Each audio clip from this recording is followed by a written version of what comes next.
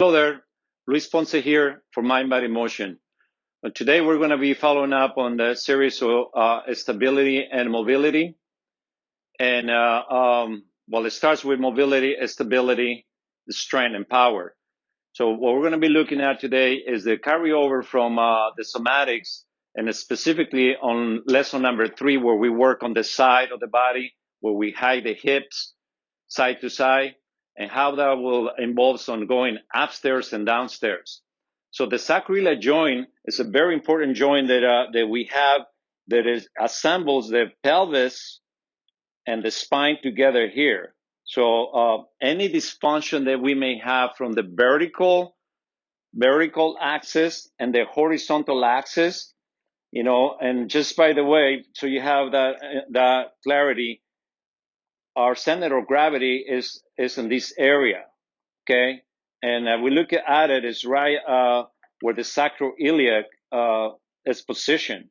So the sacroiliac joint is a very important joint for the body. It's actually how we transfer the movement from the legs to the upper body. And it's a contralateral motion that we execute as we walk or we go upstairs, any other movements. But it's very important for us to understand and see how important this joint is and why we started to work on the floor first, for you to become more aware of where you're supposed to be moving. The communication from your brain to your body, through your legs or your arms or any part of your body, is becoming more enriched by the sensory motor mechanism of our nervous system. So as we continue working now with the carryover, doing the exercises on the floor, now you're going to be able to utilize those exercises and really have a better movement and save your body from getting an injury. And most important is that you're going to be able to walk and go upstairs with much more ease. And, you're going to enrich your cardiovascular system that way. And you're going to be able to do more things that you used to if you practice these exercises. So important for us to see. I put these lines here so you can see that. Think about when you press down. Okay, let me rephrase this. What happens is we don't really think when we are going to be going upstairs. So when we go upstairs, we just think about lifting the leg here. But what I'd like you to think and do, we're going to look into moving this leg down first. And as we do that, then you can see how the opposite leg already is ready to go up. So we're going to go the same way we do in the somatics lesson number 3. We're going to transfer that motion right here as we go. I have some stairs that I'm going to show you some of the dynamics of going upstairs and downstairs.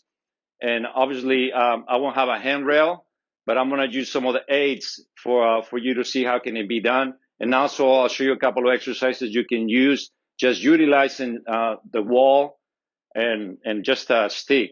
So our goal, Mind Body Motion, is for us to show you and share information that you can do exercises at your house where you don't need any equipment. All you need is your body and the desire for you to get better.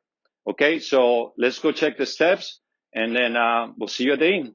And continue checking us out. And again, let us know if you have any questions.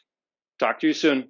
Okay, we'll start by aligning our feet properly, rotating your knees outward, activating your inner unit, your abdominals, and start lifting your hips side to side to warm up your hips.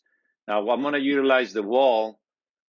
And again, I'm going to use my right leg first, pressing down, and then alternate pressing down first.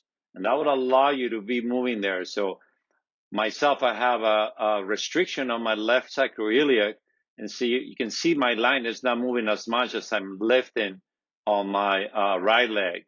So I've been working a lot on freeing that joint. That's why I'm very aware of what's going on there. Okay, now we can use also a stick or a rod, it's a closet rod there. You can use that, and again, for you to start pressing down on the right leg as I lift my left leg up. So just get acquainted with that feeling, or how's it feel in your glutes as you press down, and allows you to raise your leg, the opposite leg, much easier as we do that. And now you can just practice doing it without it. And you can see the contralateral motion is very, very key on how we're going to be doing this as we go upstairs or downstairs. This is actually how we supposed to be walking.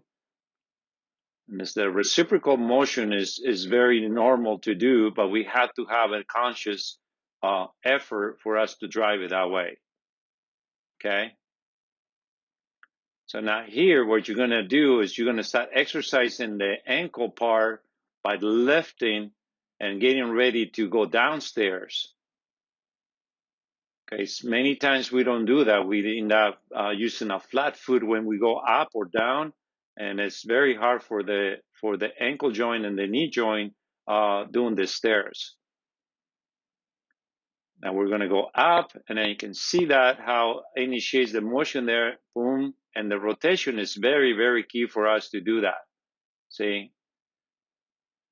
So obviously this is just I'm coming downstairs, so I mean you don't have to do that yourself, but I have only two stairs for me to go up. So okay, this is just mimicking like if you have an injured leg, how will you be able to do that? But it's still try to rotate your torso.